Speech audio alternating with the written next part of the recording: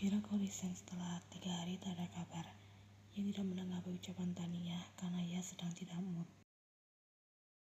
Bagaimana, benar kan perkataanku? Lelaki tak ada yang bisa dipercaya, termasuk Min Yoongi yang selama ini selalu kau agungkan. Unie, berhentilah menyebarkan gosip, peringat Yen. Gosip itu fakta Pak Kahun sendiri yang bercerita padaku, pas Tania. Aku baru tahu ternyata kau berteman dengan Kahun, tangkap Yen tanpa minat. Tidak semua orang bisa menjadi temanku, apalagi serigala berbulu domba semacam Pak Kahun. Aku tidak sudah berteman dengan orang semacam itu.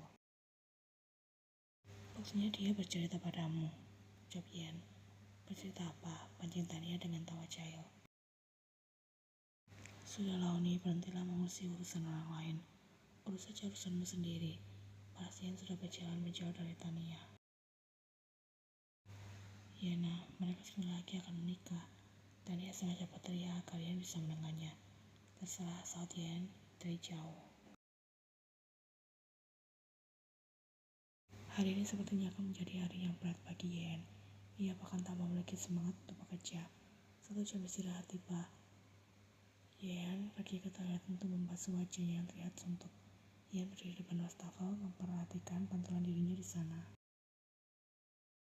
Sudah aku katakan kayak seperti dirinya memang tak akan pernah pantas bersanding dengan seorang pilot. Itulah suara yang Yen benci terdengar baru saja memasuki toilet. Sudah pasti mereka sedang bersama, karena kalau bersama yang menjadi bahan gosip adalah Junien.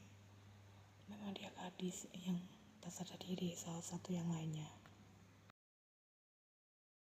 2 rekan kerja Yen yang bernama Yulhee dan Inha memiliki sifat iri dan dengki saat tahu Yen berpacaran dengan seorang pilot.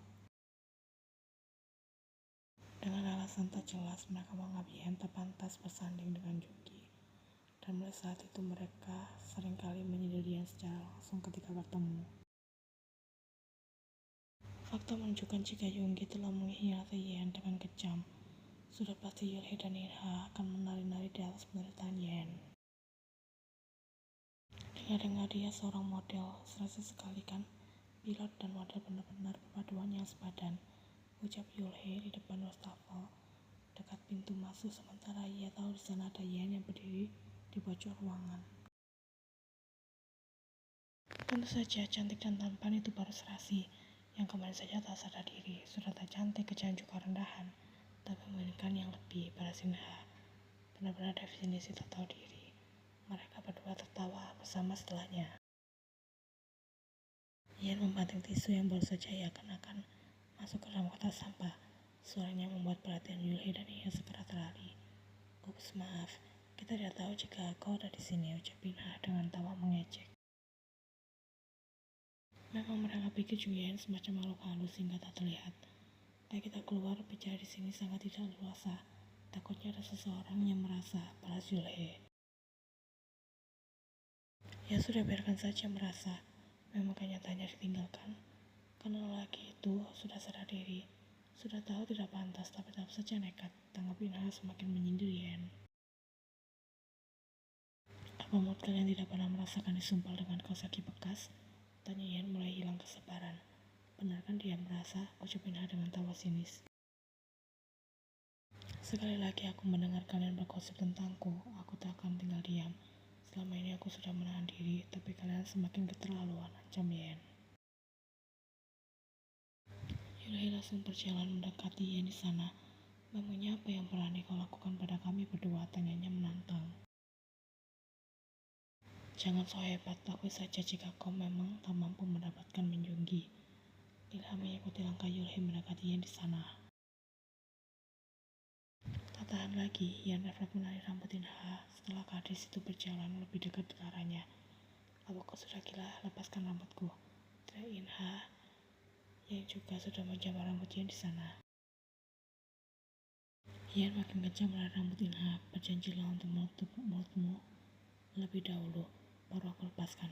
Rasa tak tahu diri, adik Yulhee turut menjamah rambut panjang Yen. Lepaskan Inha. Tidak akan, balas Yen tanpa rasa takut meskipun kini ia sudah dijambak secara kencang oleh 2 orang. Pintu toilet tiba-tiba terbuka dari luar. Ada seseorang yang baru saja masuk ke dalam. Sukses membuat perhatian ketiganya teralih sebelum pada akhirnya kembali saling menjambak. Apa yang sedang kalian lakukan? Seru seseorang yang baru saja masuk ke dalam dengan ekspresi terkejut. Kenapa ini seru sekali? Sebentar, biarkan aku merekamnya. Tania memang seperti itu, selalu saja menyimpulkan di segala situasi dan kondisi. Apa kau sudah gila? Mengapa malah merekam orang yang sedang bertengkar? Ya, Yulhe marah. Terserah aku, balas Tania cuek. Ya, nah coba lebih keluarkan ekspresimu. Gadis itu asik dengan dunianya sendiri sembari merekam.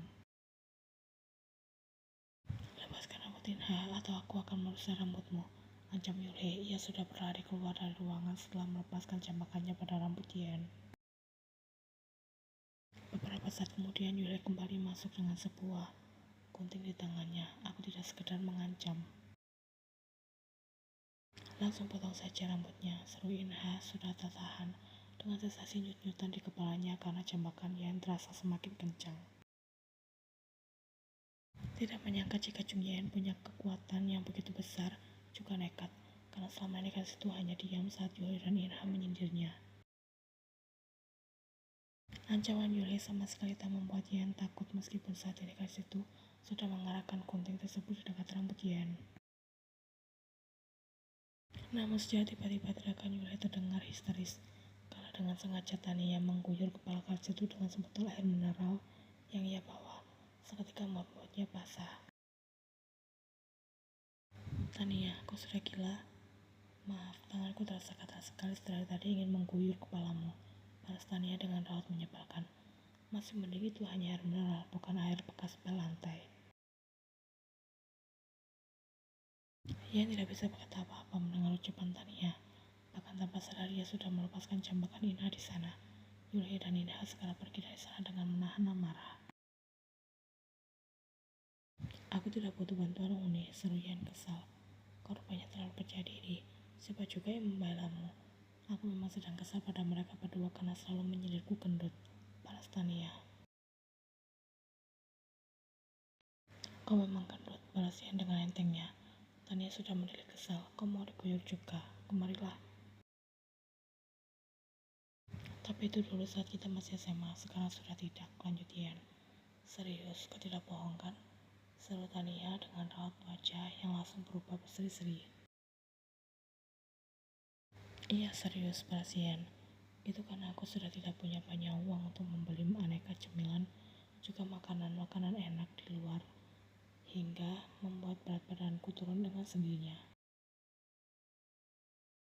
Ia sudah pasang raut datar, apa Uni sedang curhat? Wajah besar berseri Tania seketika berubah menjadi kembali kesal. Sudah ditolong, tapi tak tahu terima kasih pula. Memang hanya kau orangnya, memang Tania yang kemudian pergi meninggalkan toilet. Ia sendirian lagi di sana.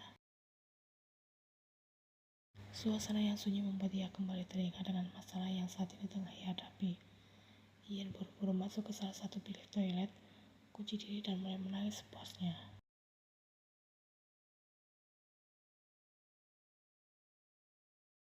Mengapa kau mengikut-ikut terus dari tadi?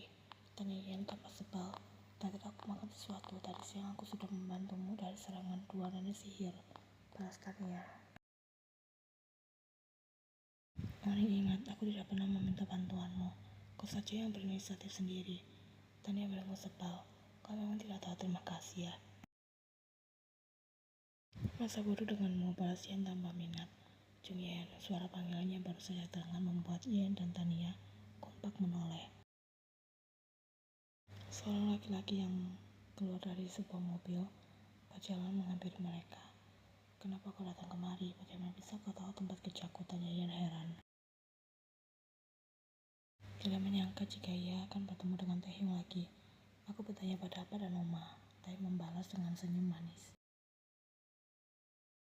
Ian pikir kemarin akan menjadi hari terakhir mereka bertemu, tapi tampaknya Taehyung masih penasaran pada sosok Ian hingga kembali menemuinya. Ayo ikut denganku, aku juga sudah meminta izin pada apa dan Oma, aja Taehyung. Kemana? Aku tidak mau, aku lelah, mau pulang ke rumah dan istirahat saja. Tolak Ian. Sebentar saja, aku hanya ingin membawamu makan malam, balas Taehyung. Aku tidak. Jian, kau benar-benar hebat ya. Tania langsung main sela. Kau baru putus dari Min Yonggi tapi sudah menemukan yang baru. Dia siapa ya temanmu? Tanya Taehyung penasaran. Perkenalkan, Tania sudah menyodorkan tangannya untuk saling berjabatan. Tania Huang, musuh dari Jung Yen. Yen hanya bisa menghela nafas mendengar ucapan Tania. Musuh, dia bilang. Taehyung membalas jabatan tangan Tania. Salam kenal, musuh dari Jung Yen. Namaku Kim Taehyung. Kalau kau bertanya apa hubunganku dengan Yen, aku adalah calon suami masa depannya. Jangan sembarangan, seru Yen sebal. Wah, seru sekali, teriak Tania heboh sembari bertepuk tangan. Taehyung dan Tania terlihat sama-sama aneh dan cocok. Mungkin akan serasi jika bersanding di pelaminan. Ayo kita pergi sebelum semakin malam. Apa kau mau ikut sekalian? Akan aku traktir kalian di V-Cafe. Taehyung bertanya pada Tania. V-Cafe? Raut wajah Tania langsung berubah terkejut. Bukankah itu kafe yang baru buka 5 bulan yang lalu dan terkenal dengan minuman coklatnya? Sudah lama aku ingin pergi ke sana, tapi belum memiliki uang lebih. Sayang sekali, gumam Taehyung. Sebagai owner V-Cafe, aku sudah mempertimbangkan banyak hal, termasuk harga yang bisa dijangkau oleh masyarakat secara luas. Lain kali jika ingin pergi ke sana, katakan saja. Jika kau adalah temanku, aku akan memberikanmu diskon khusus. Kau serius? Tania tidak bisa menyembunyikan raut senangnya. Serius, balas Taehyung. Selama ini aku banyak melihat orang-orang di luar sana memposting tentang V-Cafe. Aku sudah berencana pergi juga selama 5 kajian, ucap Tania. Kalau begitu malam ini kau harus ikut bersama kita. Agar aku traktir menu bestseller, pancing Taehyung. Tawarannya menarik, tidak mungkin Tania akan menolaknya, karena ini semacam keberuntungan di depan mata. Ya sudah, kalian pergi berdua saja, aku akan pulang, ucap Yen hampir pergi dari sana. Taehyung segera mendekat pada Tania dan berbisik di telinga gadis itu sebelum akhirnya kembali memisahkan diri. Aku tunggu di mobil, aku percaya kau pasti bisa membujuknya, ucap Taehyung dengan senyum 5 jari setelah berjanji akan memberikan diskon selama 1 tahun penuh pada Tania. Serahkan saja pada aku, pas Tania penuh semangat. Melihat Taehyung yang sudah masuk ke dalam mobil, Yen pikir lelaki itu sudah menyerah. Bukankah kalian mau pergi berdua? Dia sudah hampir pergi, cepatan susul sana, ucap Yen saat Tania berjalan mendekat. Tania mengekori Yen hampir seharian ini hingga membuat Yen ingin gadis itu menghilang dari pandangan matanya. Mari pergi bersama, aja Tania. Tidak mau. Setidaknya temani aku pergi ke sana. Tania sudah menggandeng lengan Yen, seketika membuatnya merasa merinding. Mana ada musuh modelan seperti Tania. Mohon lepaskan aku, ucap Yen dengan raut risih. Aku ingin sekali mencoba rasa dari coklat latte di V-Cafe. Semua orang berkata jika rasanya beda dari yang lain. Lalu apa urusannya denganku? Kau yang menginginkannya, tapi mengapa aku harus turut terlibat? Tanya Yen heran. Temani aku, pinta Tania. Tidak mau. Aku takut kita yang akan menculikku jika pergi sendirian. Tidak mungkin, dia baik. Dia yang menolongku malam itu ketika Yonggi mengkhianatiku, balas Yen. Ternyata benar ya, gumam Tania. Apa? Tanya Yen tak paham. Aku tahu kau adalah orang yang tak tahu terima kasih, tapi ini sudah sangat keterlaluan. Taehyung sudah menolongmu. Dia hanya meminta waktumu sebentar, tapi kau tak sudi melakukannya. Kalau memang terasa berat, anggap saja ini sebagai bentuk rasa terima kasihmu padanya. Jelas Tania panjang. Ia tidak menjawab, pikirannya menerawang jauh mencerna ucapan Tania barusan. Bukannya tidak tahu terima kasih, Yen hanya sedang tidak mood untuk bersosialisasi terlebih dahulu setelah dikecewakan oleh Yonggi. Kau malah melamun. Tidak perlu banyak berpikir dan segera pergi saja. Akhirnya Yen pasrah dan membiarkan Tania menggandengnya untuk masuk ke dalam mobil Taehyung. Ucapan Tania memang benar, hitung-hitung hal ini sebagai rasa terima kasih atas perlahan Taehyung kemarin, agar urusannya dengan Taehyung cepat kelar.